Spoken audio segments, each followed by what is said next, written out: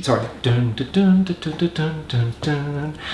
Hey, it's George here, and I'm super excited to be here with Nathan Taylor, Sockmatician. So, I just arrived in Melbourne, in Australia, for the first time in my life. I've no idea how I ended up in front of this camera, but I think George is going to probably explain.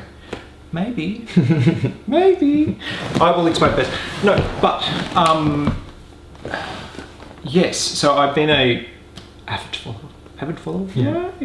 I've been following this, and he's come to Australia you're teaching knitting. I am. But you're a man. I am a man, yes. How can you possibly teach knitting if you're a man? Because guys knit, which is the title of my forthcoming book. Really? Golly, God, tell me about this book. I know Haynes over here is a maker of underwear, is that right? Yeah, I believe so. Yeah. Haynes with a Y in the UK is a publisher of manuals mostly for the guy market. They specialise in car manuals.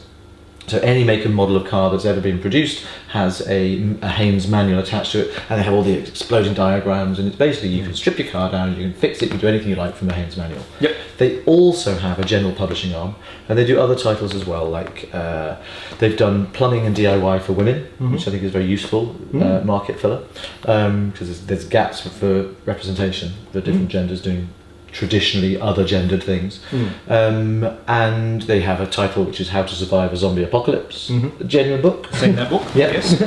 And I was approached last year by Louise, who's one of the commissioning editors there, because she was looking at the idea of doing a knitting book, a beginner's knitting manual aimed specifically at men.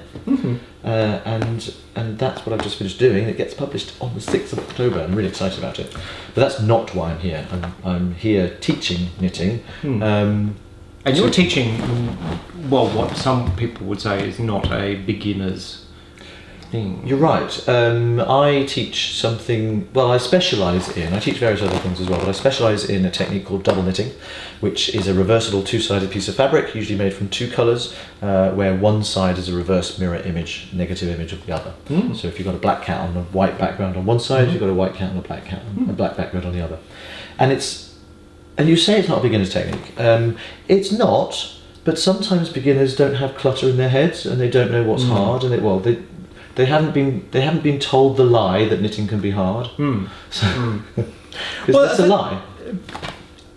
Because your name is, your moniker is the Sockmatician, not the double knittertician. Yes. So I started knitting socks when I just. But socks are hard. Yeah, well, exactly, and no one told me that socks are not hard. This is what I say all the time. No matter how complex or how impressive the finished object is, it's only ever one stitch at a time. Like life.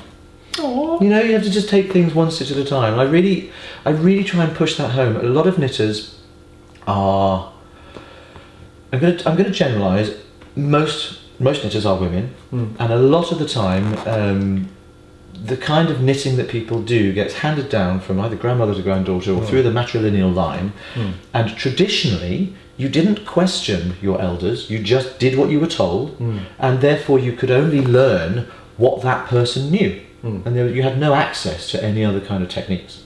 Now we've got the internet, now we've got Ravelry, now we've got YouTube, all of these wonderful resources where we can learn anything we want.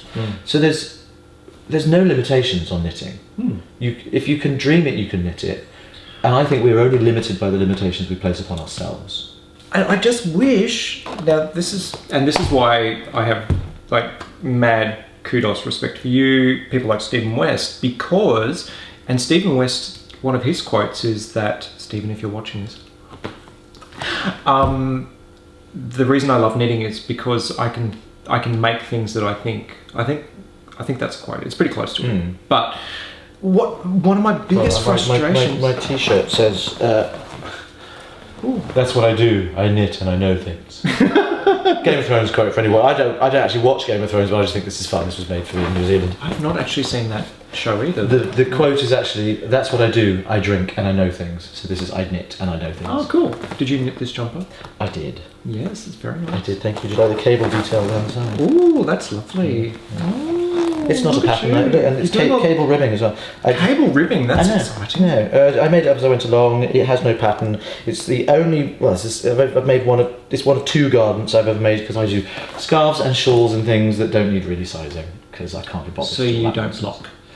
Double knitting does not need blocking. Ooh. Double knitting When comes I up and actually, flat. I said block and I actually meant swatch. Well, sorry. Are you a swatcher? Yeah, but I'm knitting socks. I will swatch. I'll start with a cuff and call that the swatch, and if it works out, I carry on. And if it's too tight, you get a big needle. Then I'll rip it back. I start, and if it works, it's great. Because I'm not a garment knitter, gauge has never been something that has necessarily been of paramount importance to me. Although, if you are a garment knitter, I definitely advise swatching. I'm in the swatching camp, but I don't do the stuff that requires it. So one of the biggest frustrations I've had, because I like to, I knit for people that are around me, and there's a lot of men around me, and finding male patterns is kind of hard. Isn't that interesting? Because I don't. You're right, and I'm slightly being facetious and devil's advocate here. I don't think of knitting as gendered in any way, shape, or form. So I don't think of any of the patterns that I make as gendered. Now, maybe that's because if I have a guy brain and a guy aesthetic, whatever those terms mean, then the things that I do are going to be the things that I identify with and feel represent me. But I'm knitting a double knitted lace scarf at the moment. It's very, very delicate and very bright coloured, and it's one of the most beautiful things I've ever knitted. Where's your? Oh, I don't Where's know. your bag? Oh, I think I left it. I think it's downstairs. But I will wear it. God bless you. Yeah. Well, let me get the bag. It's for me. Shall I carry on talking about it? Yeah. So double knitting, as I say, is the reversible two-sided thing, and it gives you the opportunity to play with colour in a way that hasn't really done before. The joy of it, there's no wrong side if you've never done double knitting before. Both sides are as beautiful as each other, and that's where I think when you start playing with the different textures that knitting can offer, when you start double knitting them, lace usually has a good side and a bad side. And here's my HIV ribbon bag with my double knitted lace in it. Thank you very much. And lace usually has a good side and a bad side, and it's usually just one colour. But for me, the most exciting thing that I'm doing at the moment is double knitted lace, which looks like this. See, I would, on first viewing that, I'd go, oh, that's lovely brioche. Yes, and it only looks like that because it happens to be a pattern which has columns in it. It doesn't need to have columns in it. This is a pattern that I just happen to put together that happens to look a bit brioche, but it is absolutely not brioche. And you turn it over, and all the colours are reversed on the other side. It's absolutely beautiful. Wow. Hold it up to the light, and it's clearly lace. Yeah. It's But that's a clearly not butch lace. Do you think that's butch lace? Butch lace? I mean, when I block this out, and because I don't normally block double knitting, but because of all the yarn overs, I do want to open this out a bit. When I block this out, I don't think it's. Well, you see, I don't think it's butch, but I don't think it's feminine either. Well, the ladies are going to talk at bingo. Yeah, let them. God bless. Yeah. So, on that subject, are you a public knitter? Yes, all the time. And I knit on the tube. I live in London, in the UK, and I knit on the tube all the time. what's your favourite interaction that you've had knitting publicly? Do you know, it's almost like you prompted me that you were going to ask that question, because I absolutely have one. I was knitting late at night on the tube on the way home. It was about 11 o'clock, and lots of drunk people on the tube. And there was one guy who was sitting next to me. He was a big, burly Turkish guy. And he was swaying around quite a lot, and I didn't think he was going to hold his dinner inside him for very long. So I was actually debating getting up and moving, not because I had a problem with him, but I was knitting something delicate. And It's not easy to get out. And he looked at me and he said, what do you do? And I said, oh, I'm knitting. And he went, and carried on swaying. End of interaction, I thought. And then a few minutes later, I mean, I think things had taken a little while to filter in. He then said, my grandmother does that, and you do it too. I went, yes. He went, and that was it. He was a little bit baffled, he was a little bit intrigued, but totally non-judgmental. And it was really nice, unlike the lady who I once sat down opposite in a not very crowded tube, so there were plenty of seats. My friend Trevor, also a knitter, he and I sat down opposite, and we both got our knitting out and started chatting to each other, and she looked at us, she went, And she stood up and walked to the other end of the carriage and sat down. Did you explain to her that first class was 3 carriages forward? There's no first class on the tube. Yeah. I was she was horrified at what we were doing. I don't think she was horrified that there was knitting. I think she was horrified that knitting meant we therefore must be gay men, and that was obnoxious. Open carry faggotry. Oh yeah, no, absolutely. Except in knitting, you have faggoting, which is a particular type of knitted texture, and I love it. And I've knitted a hat made from faggoting. But the irony was, I didn't know it's called faggoting at the time, and it's a type of lace texture, and it was my example of trying to butch up the feminine aspects of knitting, because I don't think knitting is gendered, but there are things like beading and lace which tend to be seen to be more feminine, and so I was knitting lace in a real chunky weight yarn in strong dark grey, and it doesn't look feminine at all, but the texture is called faggoting, and it just makes me laugh. That's nice. Yeah, exactly. It's interesting, and you'll be in a good section of that where for me, I'm concentrating, and I remember when I flew to London, the people the lady who was looking after me was so nice, and she was like, oh, my mother taught me how to knit, and it was lovely, and I tried, but every row got tighter and tighter and tighter, and I was like, well... then just lower your shoulders, take a deep breath, have a swig of coffee, and start again. Well, there you go, I need that. Yeah. I should have said that instead of, maybe your hand's a bit tight. Well, she might have had sweaty hands, that does help. The thing is, stress in knitting is a downward perpetuating spiral. If anyone finds that they don't like knitting because they find it too stressful, because they get tense, you get tense because you care about it being good. Stop caring, it will get good.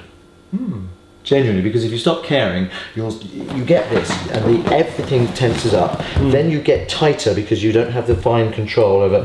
But I call when knitting, obviously the quest for even tension is a lifelong endeavour. But I always talk about when you're wrapping a yarn around the stitch, let the yarn find its bounce. So you're not going to pull it tight, so you're not stretching the fibre around the yarn, but you're not letting it be baggy either, so it just bounces around the needle. And then, if you're all tight like that, you're yanking at the yarn, and everything's getting tighter and tighter and tighter. Remember, if you wrap your yarn around a needle, you've still got to find the space to put another needle's worth of circumference in there, so everything then gets really hard, then your hands get sweaty, your hands cause drag on the yarn, which makes everything tighter again, and then everything squeaks, and it's no wonder that's a horrible experience. Get decent slick metal needles, get decent natural animal fibre to play with, drop your shoulders, relax, and just know that no one's going to die. Are you sure? It's knitting. Have there been any knitting related injuries that we need to be aware of? This is important, people. I'm a doctor. Not that I'm aware of. I can't say that there haven't been any because I've not been in every knitter's house. There was people's heads were falling off, and there was a lady who was knitting. Apparently, it was a French thing. So whether the head's falling off because the lady was knitting, because that's a different thing. That's a tough call, because she was kind of there going. I'm going to assume probably not. It's hard to eat cake when you don't have a head. Yes, it is, but also knitting is a spectator sport. They may have been laughing at her, and they laughed so much they laughed their heads off. It's true, and that's here in Melbourne, they actually sell branded football yarn to women. Generally, to when you go to the footy, because you have to pick a team, right? Maybe Richmond. For me, I don't really like to sell striping yarn in the team colours. You mean? Is that no?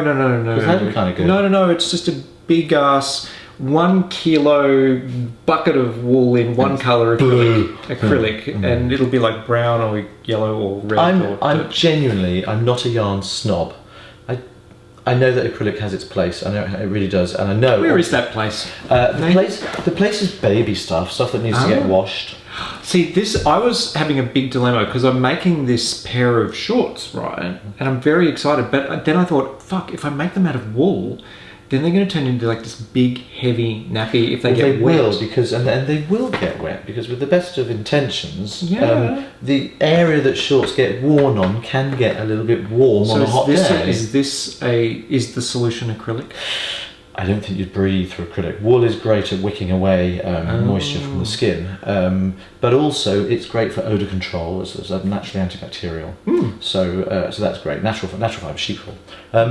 But I also know that yarn shouldn't be about elitism, and some people who will get so much love and joy and benefit from knitting are on a budget.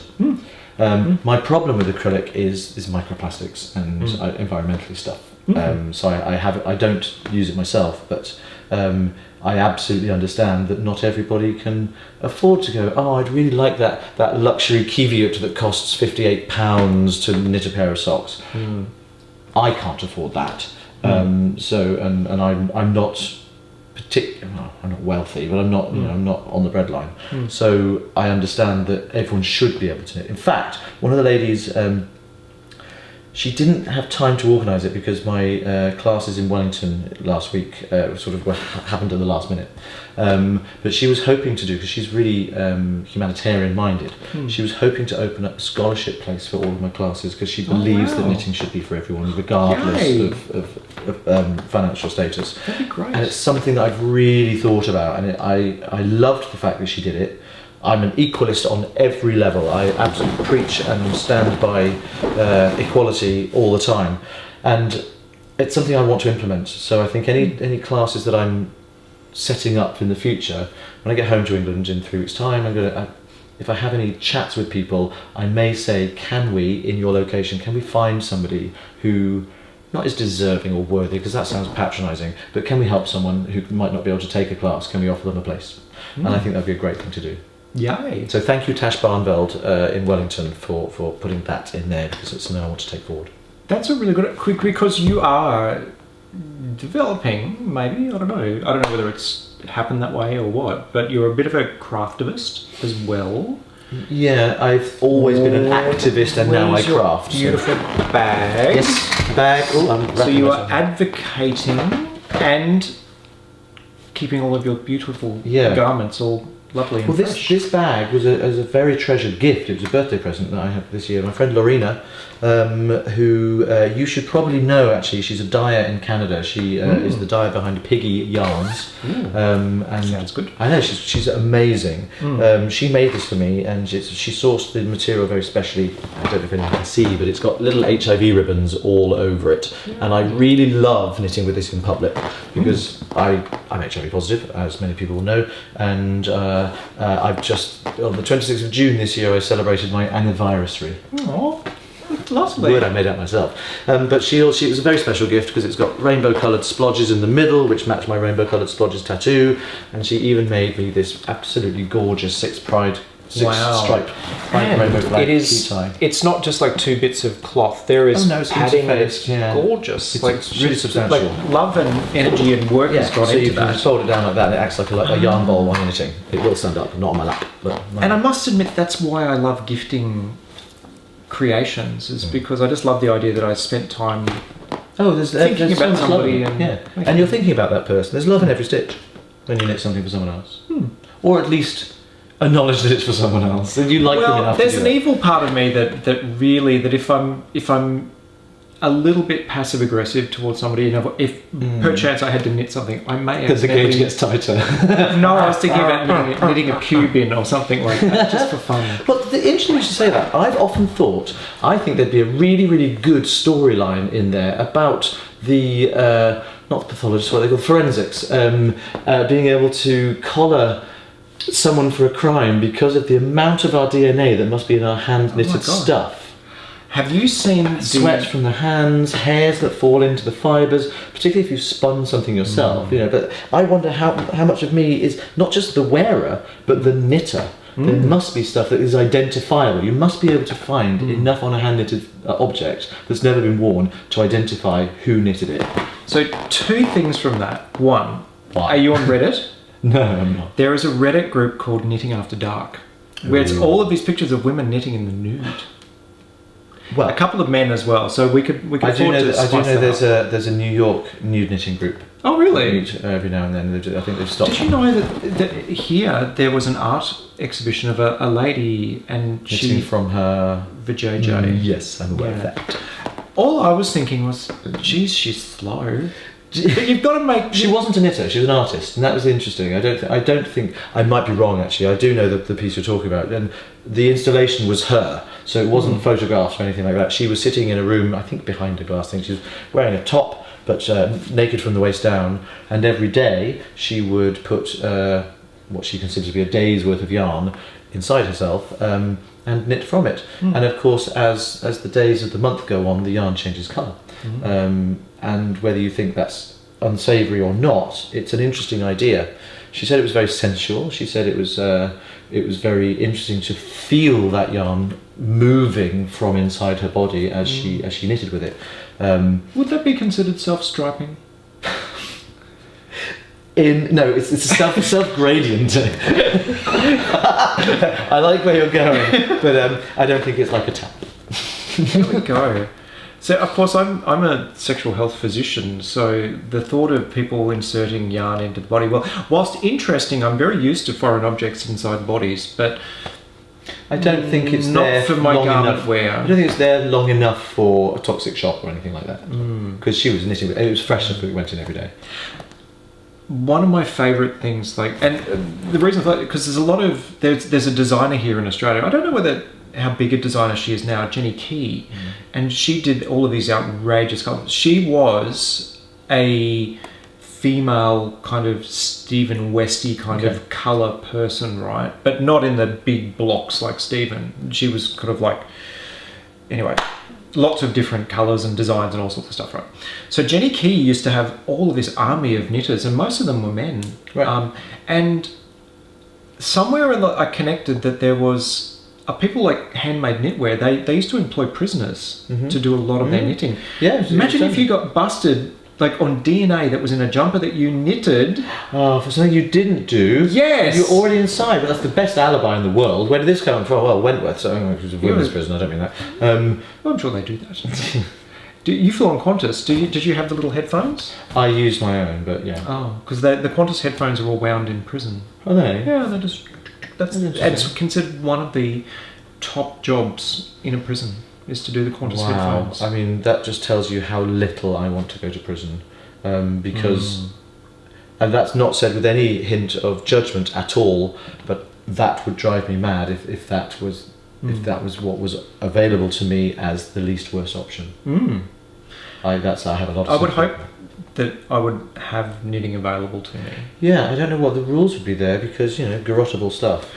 Well, that said, airlines, I had somebody say to me the other day, "Oh, well, you can't knit on a plane." I'm like, People "You always totally tell me can." that. I've never had a problem. I always knit on planes. The worst thing that's happened to me knitting on planes, I was doing some double knitting, and therefore I had two balls of yarn, one of one colour, one of the other, and it was quite a bumpy landing. And as we touched down with a bit of a thump, the two balls fell off my lap and went rolling down underneath all of the chairs, and we ended up about five rows forward.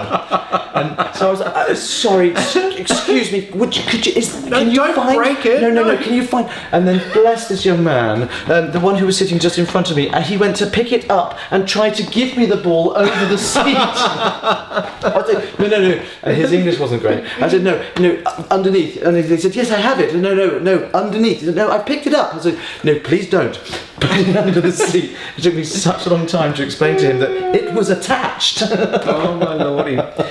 One of the benefits that I've noticed about knitting in public transport is that nobody wants to sit beside you. Ah, yes. Yeah, that's... Except...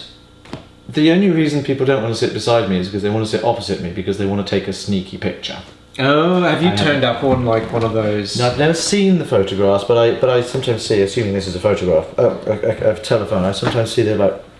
"Oh, look at that, he's doing some faggotry." And just faggoting. And do you know what my response usually is? It's a smile. I go... and I'll pose for them because I don't want to ruin the shot. And look, I want to make sure they get my best side as well. I worked for years as a singer, right? I knew that. Did you? I did know that. I didn't know I you worked as a singer. withheld that purposely. I know you're a singer. Wow. You gave yourself away in the car. Did I? Yeah. Oh, there you go. But I absolutely knew that. learned very freaking quickly that if there was a camera in the room, Don't blink. always have your smile on, all that stuff. I was lucky enough once to go to a movie premiere, and it was the Tim Burton Alice in Wonderland. Oh, that was nice. Anne Hathaway. And I was in the auditorium, and on the screen was a live feed of the red carpet outside, so we could see all the stars arriving. And when Anne Hathaway arrived, oh, it was genius. She stood on the red carpet, of course, being the big star of the film, and being a big star. There was a bank of paparazzi, and they all flash, flash, flash, flash, flash, flash, flash. She stood there, and she looked fabulous. And for probably a minute, she did not blink. She was not going to give any of them the opportunity to get a bad photograph. I was like, wow, that is good training. That is, celebrity training. It's good advice. If there's a camera in the room, do you know what? I'll pose in a thunderstorm. With lightning flash, I go... In my other life, I'm a musical theatre performer, so... So how did I give it away? You said something and your voice went into your falsetto and there was vibrato. Ah, there you go. It's always the falsetto that gives it away, isn't it? It's usually the vibrato. Yeah. Yes! Because, if there's control in the voice, it's someone who knows what they're doing. Yes. So, what's your... Because you were in Spamalot. I was in the original London cast of Spamalot. Wow. So, what's it like to... is part of that your knitting journey? That, you'd be sitting around... Because, there's a bit of sitting around in theatre. There is. I've only been knitting for 7 years. Wow. So, and in that time, the balance of my performing life and my knitting life is changing, because knitting is at the moment the bit that's being really successful, and hence me travelling literally around the world. I fly to Sydney, I do fly to Sydney in a couple of days, but I fly from Sydney to San Francisco, and I know that's a long flight. Vogue Knitting live. But I arrive in San Francisco 3 hours before I leave Sydney. Yeah. I don't understand. It's okay, you lose that. You will get docked that time on the way.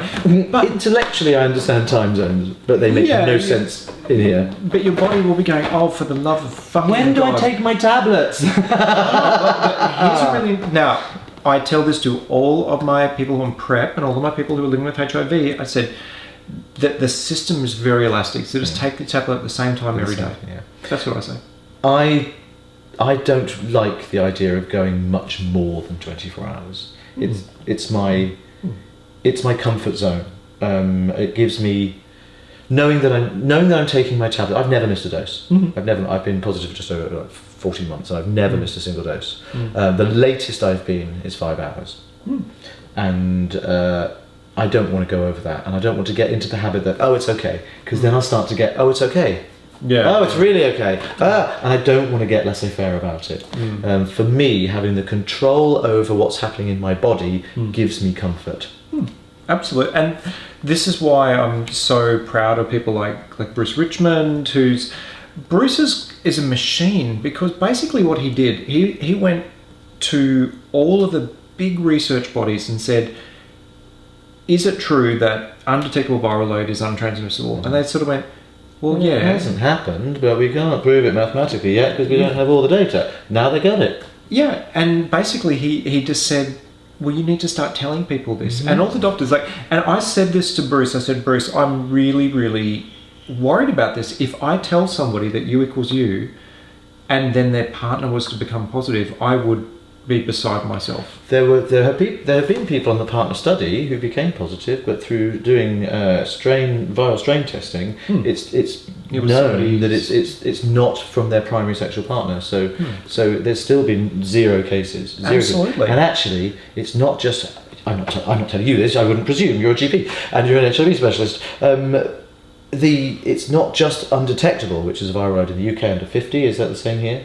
Well, in Australia we can detect down to about 20 now. Okay, and you still... But it's not 50, it's much higher than that. That's the point, it's viral suppression. And in the partner study, there have been no cases when someone has been virally suppressed, which was under 200. So if you're under 50, as I am, because in the UK undetectable testing goes down to 50, I could be 49, but it's probably 0 actually. It's in the blood, it's probably 0.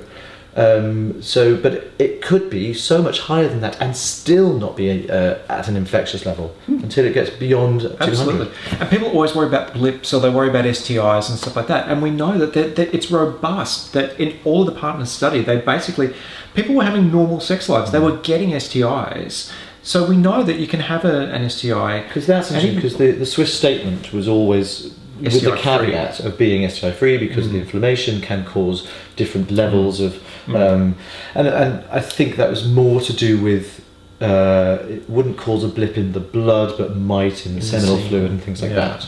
So, but that's all. It's a very flat, clear, well-worded statement now. And look, sure, I have seen people have blips when they have syphilis, but as part of routine testing, we're checking for all of that anyway. And the blip is never high enough to go above that 500. So I've been lucky. Since I've achieved my undetectable, and I don't want to say achieved, because that's to say that some people can't reach that. And I know it was a target for me, so I feel like I achieved it. But I know I don't want to sort of be making a values-based judgment, because everyone's body is different. I totally want to put that out there. But since I became undetectable, I've not had any blips. It's just been undetectable. And the nurse who told me over the phone, I was really waiting for these blood test results, because my previous viral load test had been 71. I was devastated. I wasn't quite there. So close, but not quite there. I was really angry with my body. I had no right to be. I was like, damn you! You could have done better. 21 and... Try harder. Yeah, exactly. Push those particles down. I know. So I was really waiting for this next test result, and I knew it'd been like a week after I had the blood test. I was like, come on. And the phone rang. It was an unlisted number, so I thought this is probably the clinic. And the lady said, yeah, we had your test result back, everything's fine, there's blah, blah, blah, blah, blah. And she was just so matter of fact about it. I said, what about my viral load? She said, oh yeah, it's undetectable. I was like, she had no idea that she was delivering the news to me that was actually life-changing. Because, and I just went, oh, sorry, say that again. Am I there? And she went, yeah, of course. I went, no, not of course. I wasn't last time. I haven't been. I'm a new diagnosis. And she said, I didn't realise that. She said, yes. And she then took it on. And it was, for me, it was a milestone that I needed to reach.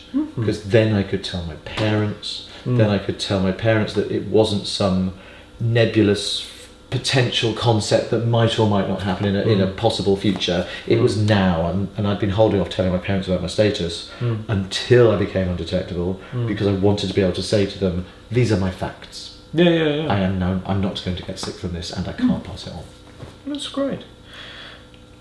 That's it is hard, because like we talk about decriminalising. What's the status in the law here? Because we still have two crimes on the statute books in the UK. One is reckless transmission, one is willful.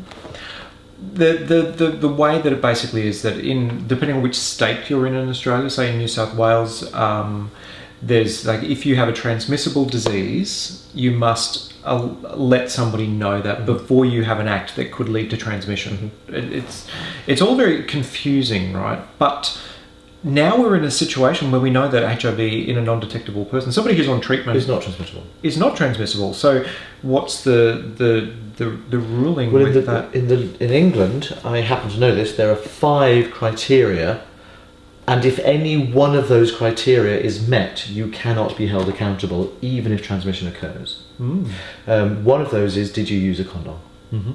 One of those is, did you tell the partner of your status? One of them is, are you on effective medical treatment? Then you're under no obligation to tell your partner, because you're safe. I actually can't remember what the other 2 are, but there are 5, and if any one of those things has happened, and I know, because if anybody were to come to me and say, not me, anyone, let's take me out of the equation. If anyone were to go to someone and say, you had unprotected sex with me, you gave me HIV.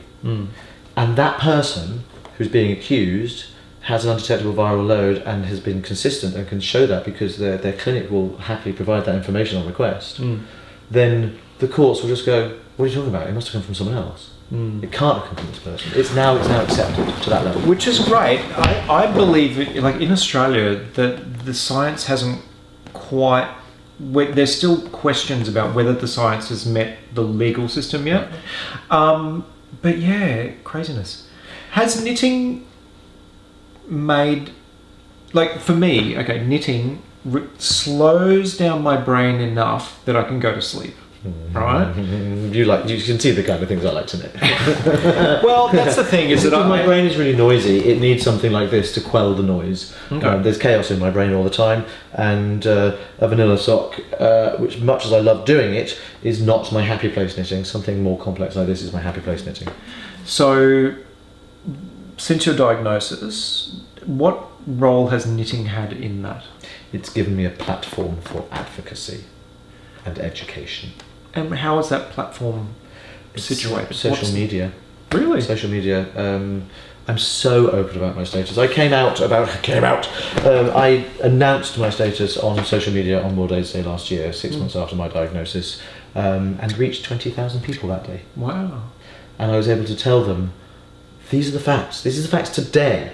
Let's talk about the science, not the fear. And I've had an extraordinary set of responses come back. I mean, I did it on Facebook, Instagram and YouTube. My podcast, my Instagram account, sort of totaling about 20 odd thousand people there, and Facebook, which is all obviously family and friends. And I did it all in one day, and in 3 days I basically spent the whole time weeping because of the sheer volume and overwhelming level of love and support that came back to me. I continue to educate. On my podcast I have a section which I haven't always had a chance to get round to, and it'll pop up every now and then. It's called Status Report. There's a pun in there. It's not. Status Report, still positive. It's not that. It's really not that.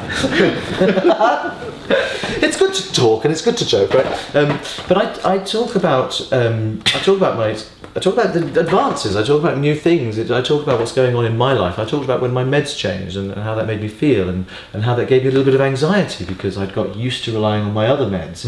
And actually I knew that there wouldn't be a problem, but mostly I've been able to educate people. And I'm aware that the knitting community is often heterosexual women. I was going to say, they're not the target audience for HIV awareness information. And how was it received by them? Brilliantly. Yeah. Brilliantly. In all of those possibly 600-700 messages of love and support, I had one slightly negative comment, and that wasn't from a lady, it was from a man, a gay man. That's something I'm not going to just discuss details of, but he had other issues that learning I was positive unpacked for him that he took issue with. And the interesting thing is, I mean, I'm not going to name any names, but can I sort of talk about some of the things that people have said? Please. One lady on Instagram, and this is a direct quote, and because it's Instagrammable, it was a comment. She said, "I started following your posts because I wanted to become a better knitter. I had no idea they would make me a better person." I had one lady on YouTube who said, "I have to admit, when I first heard your announcement, I felt disgust." I was like, where's this going? I was like, okay, steer yourself. You put your head above the parapet. You have to accept that some people might not like stuff. So I had to be brave enough to take these punches. And then she said, but then I learnt so much more from the things that you said. And she said, the more I heard you talk, the more wretched, ashamed, and ignorant I felt. And she said, I wondered why, when I was talking about U equals U, she said, I was wondering why more people who have this information don't shout it from the rooftops. And this is where she was really self-aware. She said, and then I remembered my initial response and I realised why they can't. And she finished by saying, I want to thank you for leading me out of the darkness of ignorance and into your beautiful rainbow of light. And that's, to me, that was I thought, do you know what, I've reached someone. Everybody who sent me lovely messages, thank you, and they're not being dismissed now, but I didn't need to reach you. I needed to reach someone like her who really was able to change. And recently I had a comment from a lady who lives in Ireland, and she works as a radiographer at a hospital in an A&E, so it's fractures and things rather than diagnostic for cancers and stuff. And she said, I actually do know her in person as well, but she said, through my education of her, she's been able to educate her whole department at the hospital about this. Yeah. And she said recently there was a young man who came in who was HIV positive, and she said, and I wasn't frightened. She said, I went to him and I put on a pair of gloves, which is standard when dealing with anyone's blood, and she said I was able to, I said to him, are you on any medication, which is also a standard question, and he told her about his HIV medication, and she smiled and asked how it was going, and he told her all about it with a big smile back, and she thanked me for allowing her to treat him with dignity and respect. And those 3 stories, this is going to sound like a very strange thing to say, validate me becoming positive.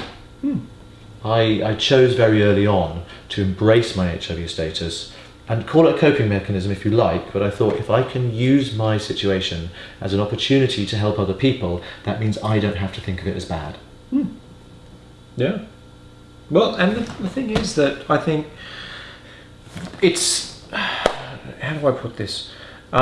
With the risk of sounding like a psychoanalyst, like the gays... We got the message. Yeah, we heard it. We've heard it for 20 years. We were vilified for it, so we had to.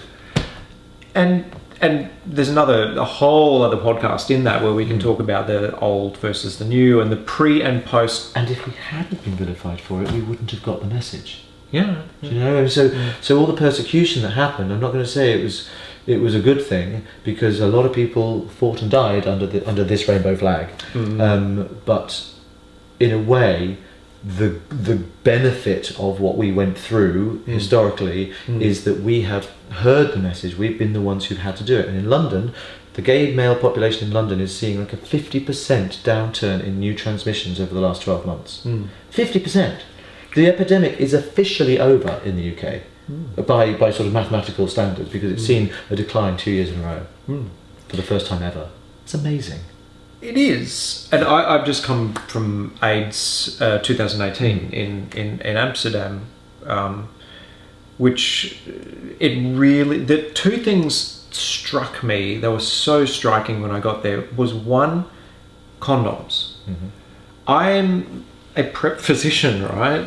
And I probably haven't. I'm probably going to get a smack or but I've not unwrapped a condom for well over 2 or 3 years. Why should you? Well, I don't need to, because I'm on PrEP. Yeah, obviously PrEP will only act as a barrier, and again I'm telling a doctor this, obviously PrEP will only act as a barrier against HIV. There's all sorts of other things, but HIV is the only one you can't cure. Yeah, and as I say, if you're going to play in the water, there's always a chance you're going to get splashed. But also, nowadays, even though HIV is the one you can't cure, I'm going to die with it, not from it. You know? Absolutely. And that's not to underestimate what's happening in my body. I'm aware that I have a condition which puts my immune system into a permanent state of being switched on.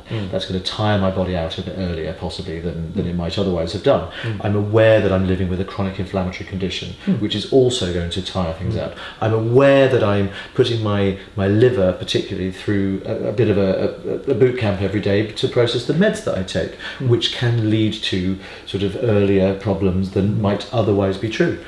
But I'm also really, really lucky. I live in the 21st century. Well, I live now, and I live in the UK, where I have access to free medication that will keep me alive forever. I take 3 little tablets at 10 o'clock every morning, and I don't need to think about HIV in my day. I think about it a lot because I've made the conscious decision to be an advocate for ending the stigma. In fact, you might enjoy this. I'm going to show you what happens on my mobile telephone. When I type into, if I type the words "end the stigma," I'll get you to read it out if you don't mind. What happens if I prop this up? Do I need my glass? Oh, I don't know. Here they are. Thank you. So, hang on, that's a share button. I want to go to a brand new one. Here we go. So there's a brand new screen, nothing written on it. I literally type "end the stigma," and if I do this, if I see somebody who on a social media or a dating or a hookup app uses the word "clean" in respect, I know, in respect of HIV. Oh my god! It's kind of long. But it's worth it. It's worth it. So this is just because we haven't planned this. I could be making this up, but I just type "end the stigma" and this is what happens. So I'm starting a campaign to change people's attitude towards the words like "clean" with regards to HIV status. I see that you used the term on your profile. You may not be aware, but it can cause offence to people living with HIV, with the inference that they are somehow not clean, but instead are dirty. It's now a proven fact that somebody with HIV who has an undetectable viral load, most positive people, cannot pass the infection through sexual contact. It's not that there's a low risk, there's no risk.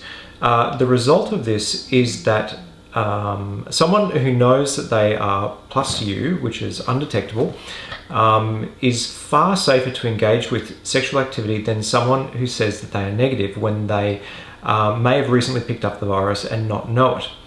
Or, and have an uncontrollable viral load, which is highly infectious. So you see, a term like clean doesn't really apply. I wonder if you would consider discontinuing its use on your profile after reading this and help to rid our community of unnecessary prejudice and stigma. Thank you for your time, Nathan.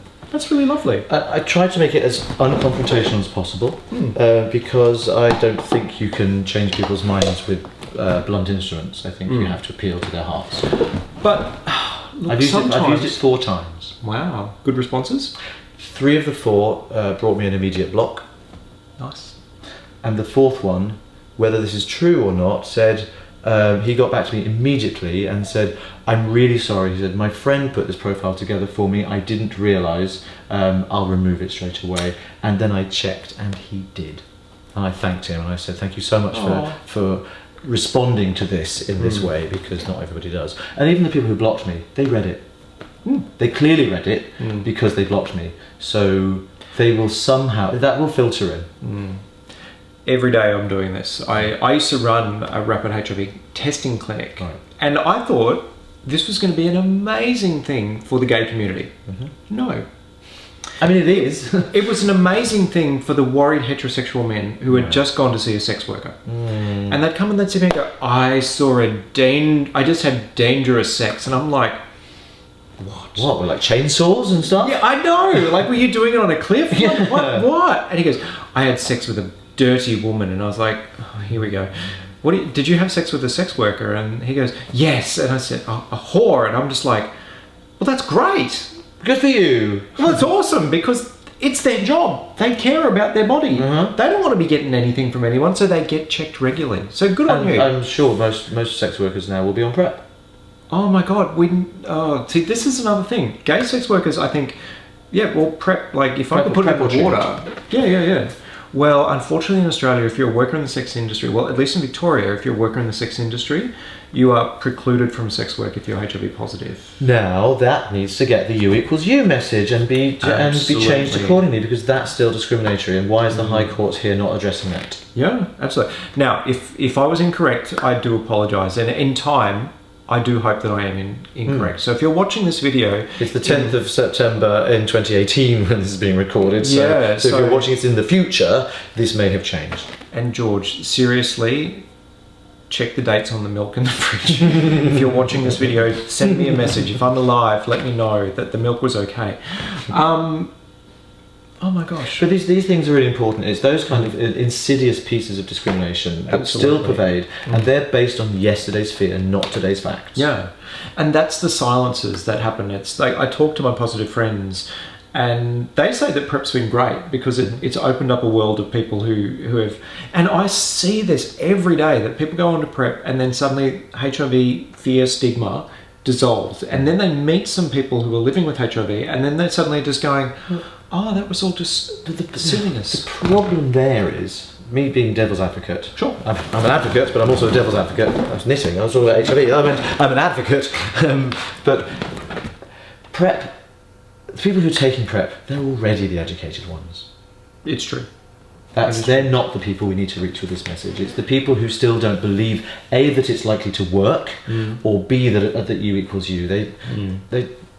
And there's still a lot of fear about that, and I understand that. And I have every sexual partner I've had since learning of my diagnosis, I have always let them know well in advance. In fact, on any social media presence I have for my private life, I have it as part of a profile name or anything like that. It tells people right there. So if we end up having a conversation, they already know. But I still say it. Which is more of a conversation stopper? Because I've seen this which is worse on gay social, not social media, gay hookup apps. Dating apps. Which is worse, craft or being HIV positive? Oh, craft. Yeah. Nobody wants to know about your knitting because that, taking us full circle, takes you back to the stereotyping that knitting is somehow feminine. Because therefore, on a lot of the gay dating apps, people are looking for the masculine ideal. Well, there are different types of masculine. I mean, there really are. I don't consider myself to be particularly feminine or effeminate or camp or effete or all of these words which all carry negative connotations, and I don't mean to say that with those words I'm quoting. I don't consider myself to be that, but I don't consider myself to be like a big butch trucker either. And neither do I think one of those things is better than the other. Because people are people, and people have the absolute right to identify and express themselves in a way that they feel suits them, and God bless us all for being diverse. I've always wanted to say when somebody... When I say God, I mean Judy. Oh, they found her slippers. Did you see that? They found them. But I'm trying not to blaspheme because I have no religious faith. So I'm trying to evoke our goddess and say, "Oh dear Judy, that was fantastic." Oh, I'm thinking like, yeah. It turned up and read it the other day that they found her ruby slippers. They'd been stolen and they found them. I didn't know they'd been lost, but that's amazing. Yay! Because, I love the fact, because, let's get back to the craft for a bit, and can I plug, I have a range of yarn coming out. It's already out. Books and yarns! Like, you must be a millionaire. No, I wish. No, the reason I'm talking about this now is not for the plug. It's because it's part of the story. It's part of my story, because of the names I've called my yarns. Is there going to be like a mauve colour that comes out with my name on it? Is mauve your favourite colour? No, I'm a blue guy. There are 8 colours in my range. There's a light grey and a dark grey. That's because our neutrals, and that's good for all crafters. But the other 6 are the 6 colours of the Pride rainbow flag: red, orange, yellow, green, blue, and purple. But they are deliberately dark, muted versions of the rainbow, so they're much, much more brooding. And that's because being part of the rainbow community has not always been about, isn't life lovely and bright? As I said earlier, people have fought and died under this flag here, and I wanted to reflect that. The colours in each one are also heathered, so there's one colour, one shade, but it's lots of different tones within that shade. I'm probably getting the tones.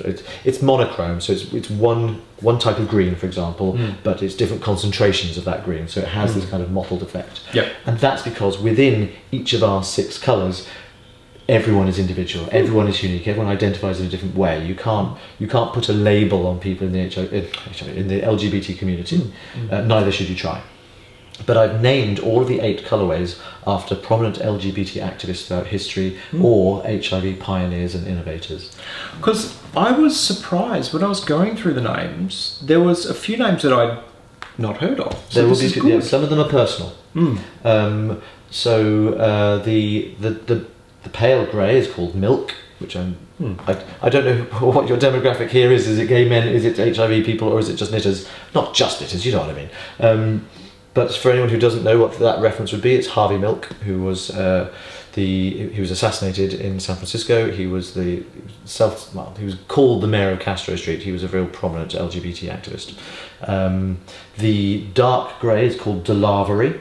Now, Stormé DeLavery, which is just the best name in the world, she was a lesbian drag king who was at Stonewall in 1969, the night that Judy Garland died when the riots happened. Now, everyone knows about Martha P. Johnson and Sylvia Rivera, who were the people who started the riots which gave us the gay rights movement. But Stormé DeLavery had been brutally handled by the police, and I think it's partially because she was a drag king, she was dressed as a man. She may have been handled as a man.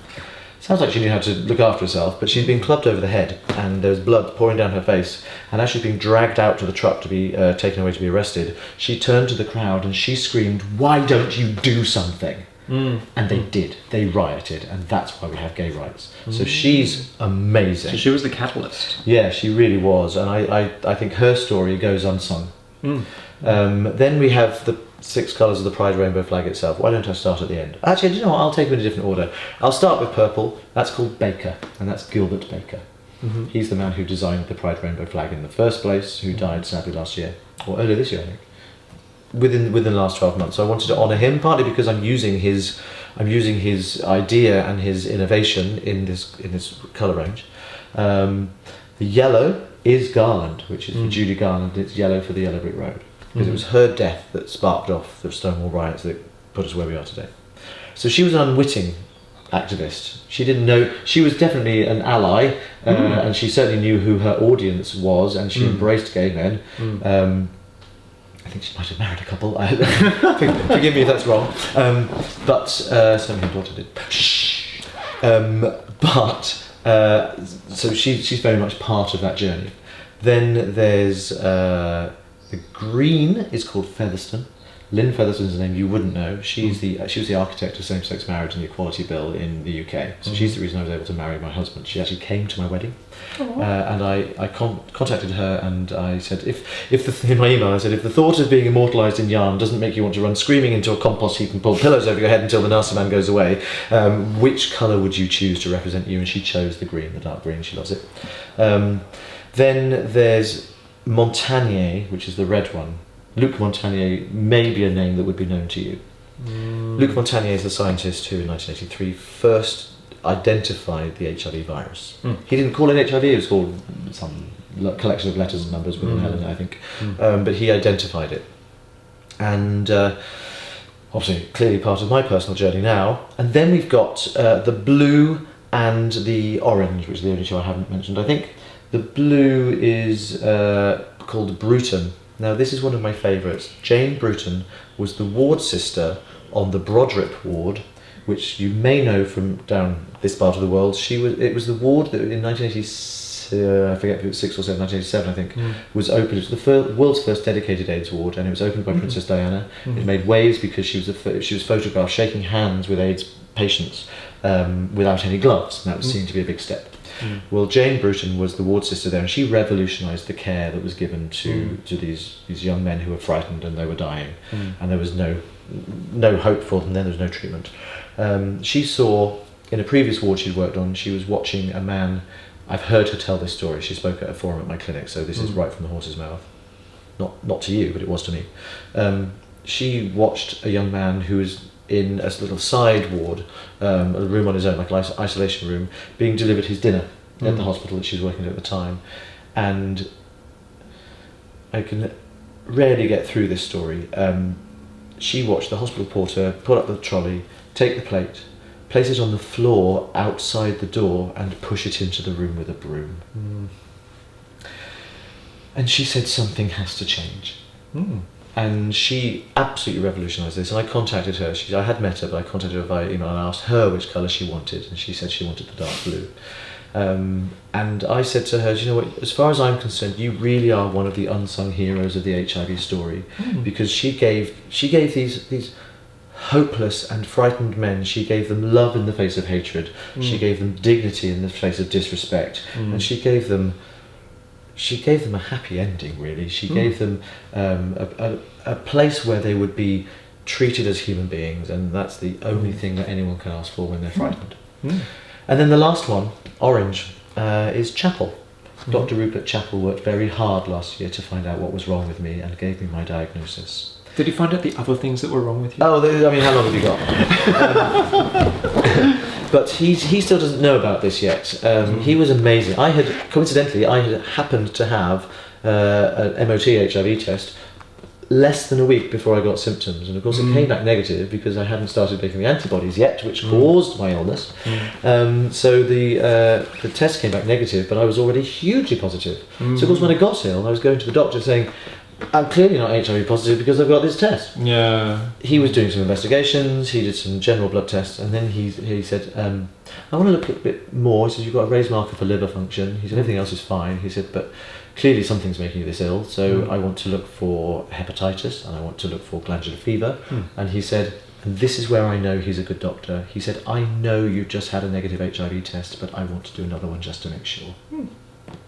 I think a lot of people would have missed it. And actually, I went to the accident emergency department the night before I saw him, and they sent me home saying, it's just a virus, take plenty of fluid, get lots of rest, you'll be fine. So they did miss it. So I'm just thinking that though, it is, yeah. It's yeah. So that's why he gets a mention, because he's very, very special to me. He's the man who gave me my early diagnosis, which gives me such good luck for the future and such a good sturdy basis. And that's just to finish, important. It is yes. just to finish, because this is so lovely. Orange. He's the orange because on Gilbert Baker's original plan, all the stripes have a meaning, and orange is for healing. Yay! So it's all been thought through. Yay! That's so nice. Is there a Sockmatician yarn distributor in Australia? So we can knit our stories? There's not, but you can easily get it from the Skeins website. It's Skeins.nz. Skeins.nz. Skeins.com actually, but it's NZ at the end of Skeins. SKEINZ. Skeins, because they're in New Zealand.com. And they ship over here, and the shipping's not too bad. And I say that like it sounds like I'm plugging. I am plugging it, because 25% of my proceeds from this, 25% of everything I earn from this yarn, is I'm donating it to the patient support network at my HIV clinic where I get my care. Yay! Well, that's lovely. Do you think, because you do more, like, congratulations on, like, just the thought of launching anything bigger than a finished object for me is hard work. So says the man who published a crochet ebook and barbecue ebook. You do this stuff. I do, but I just do it, and you forget that was because like I made a beautiful scarf for just for shits and giggles, to be honest. And that's shirts and giggles, apparently. So many people leave the R out. I'm sure it can't be anything other than shirts and giggles. I'm sure. And then I just did it, and then I remember my partner saying that was really tricky stuff you're doing, and I'm going, oh, was it? It's only one stitch at a time. Thank you.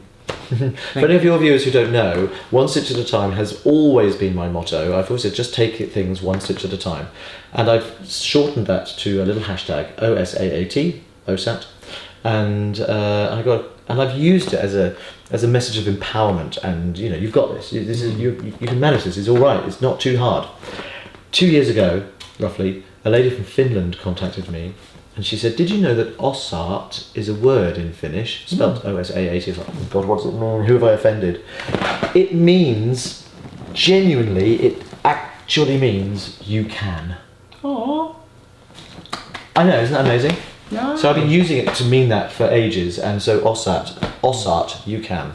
Just, you know, you got this. We're only limited by the limitations we place upon ourselves. Pushing through fear is less frightening than living with it. Now, because you're here in Australia, I wish to show you a little piece of Australiana, and I want to ask you a question afterwards. So I'll just go to my new knitting website, menknitting.net, and I'll show you this little video. It'll need a K. menknitting.net, and I am going to hope to get so this is an Australian film, and I'll put this on top of it. Prepare their needles for combat.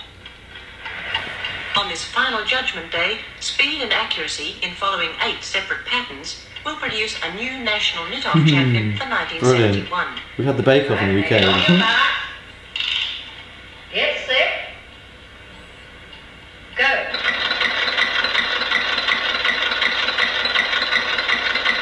I don't know why they used a machinery background. I know, this is hand knits. Oh, I love the concentration on her face. In Western Australia with the controversial European technique. Controversial? Has been knitting since she was a little girl of 9 in her native Bavaria. She's... Why is that controversial? It's where she's from. Mrs. Newman keeps herself and her family Look in at that. That's a good head of hairspray there. Yeah, it really is. Don't go too near a naked flame. New South Wales wool knit-off champion Mrs. Green has been knitting for over 50 years. And wearing the same glasses all that time. Ladies' dresses to men's cardigans for family and friends. Mrs. Greenwood, knitting for Victoria. I'm not seeing the speed I would expect for this whole knit-off thing. Have you seen Hazel Tingle knitting? She's mental. Yeah, she's also one of the loveliest women on this planet. I had breakfast with her in Edinburgh a few years ago. She's just gorgeous. Oh, wow. I adore her. The hopes of South Does she Australia knit with that belt all the time, or is it That's her preferred way? Mrs. Glazebrook, visiting Sydney for the first time in her life.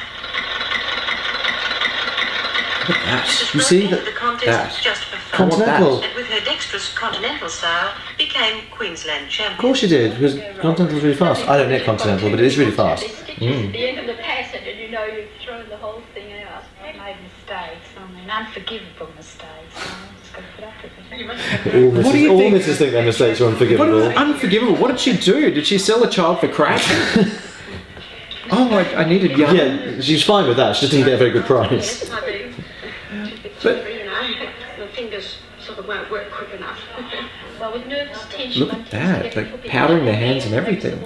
That's right. I mean, I sometimes I have to go and wash my hands with soap and water rather than just a rinse when I get clammy. They go to the judging It's a warm day today, and panel. if I were to knit now, I'd be Compassionate sticky. triumvirate, expert knitters all, representing the CWA, the wool board. But I just wanted to show you that little bit of Australia. It's absolutely brilliant. But my question to Please send me you. a link to that. I want to watch the whole thing. Oh yes. My question to you is, what unforgivable? What is so unforgivable that you could do in knitting? Believe that something is beyond you. Miss an opportunity to have fun with knitting. Those are unforgivable sins in my book. That's very prophetic. I was thinking, oh, we did an extra yarn over or something, but no. No, there's no knitting police. Just know that it makes you happy. Don't feel guilty about the time you spend knitting. People always talk about guilt-free knitting. Knitting is often self-care. Be aware that that's a useful thing to do. As with anything in life, don't let it become an obsession to the exclusion of things that are necessary in your life. But knitting is self-care. If you enjoy it, if you enjoy owning that nice piece of yarn, as long as it's not going to stop you being able to pay your mortgage that month, then do it. Enjoy your knitting. You have skills. You have things that other people can't do. I always talk about the knitting world as it's like the wizarding world of Harry Potter. We are among you in plain sight. You don't know we exist. No one knows about the knitting world. People in my acting life don't even know that I'm a knitter, and they think you can't be a professional knitter. We were among you in plain sight. Sometimes you may catch a glimpse, but all you will see is strange processes beyond your understanding. So the poor muggles, they don't understand. I've taken to staking. Like if somebody came in to see me the other day and they had the most amazing design for a skull on their jumper, and I said, "Do you mind if I just take a quick snap of that?" And of the back. Ooh, the back. It was stranded. I know that. So I always want to make sure to see, because it might be an intarsia, it might be a machine knit, it might be all sorts of things. So I always say, can I see the back as well? Because then I get an idea of how it's been done. I do get into trouble sometimes by going up to people and saying, who I don't know, and saying, do you mind if I look at your backside? Well, and sometimes that's how beautiful friendship gets made. It is true. Again, we live amongst you. Yes. So we better wrap this up, Yep. because the sun is gently guiding itself down. So to wrap this up, top 3 designers. Do you have 3 go-to designers when you're thinking, oh, I love what they do? You can, of course, yourself. You can vote yourself in if you wish. I only really knit my own stuff because as a designer myself, I don't have time to knit other people's things. I'm always working on things for my own designs. So I'm one of them. In terms of double knitting, whose stuff I don't get the time to knit but really do absolutely adore is Alistair Post Quinn, who is Falling Blocks on Ravelry, blocks with an X. He is the man who wrote the book called Extreme Double Knitting. He's an absolute evil genius. Read that book. Yes. He's brilliant. He's absolutely brilliant. I think the only thing wrong with that book is the title. I think it puts people off and they think, oh, it's all extreme, I can't do it. Actually, what it is, it's a brilliant beginner's guide to double knitting from someone who's never done it before. It takes you through all the different stages, right up to a hat which is made from 3 colours at a time, where the pattern on the outside is completely different from the pattern on the inside. He is an evil genius. So that would be my double knitting guru. And in terms of, golly, I'm going to say my current female. Can I name 2 current Sure, female designers? One is a young lady called Anna Johanna. She's Finnish. She did the Haiku shawl. shawl.